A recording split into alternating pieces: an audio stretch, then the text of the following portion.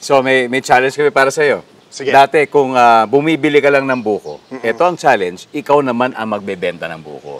Pero ito yung catch. Simple lang, kaya-kaya mo to, Kurt. Kailangan mo makabenta ng 10 buko within 10 minutes. 10 in 10 minutes. 10 in 10. Sige. Alam kong kayang-kaya mo yan. Tignan natin. Ready? Ready. Good luck, Kurt. Thank you. Good luck. Buko! Buko!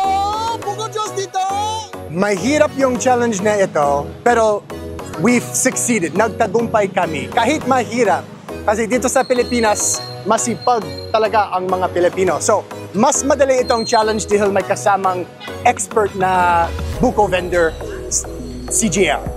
Mahirap kasi mainit, kailangan kong sumigaw sa mga tao para lalapit sila sa vendors.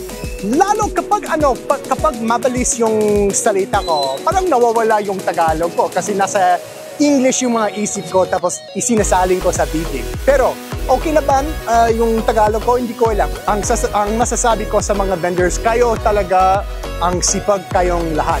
Nandito kayo kada araw kahit may init, kahit may ulan, kahit may bagyo, at nagbibigay kayo ng ilang mga bagay sa mga passers-by.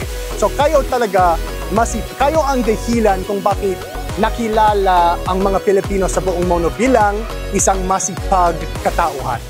Kaya sa mga kapuso nating on the go, tutukan nyo ang live stream ng ating programa sa official accounts ng GMA Network, pati na rin sa YouTube at Facebook.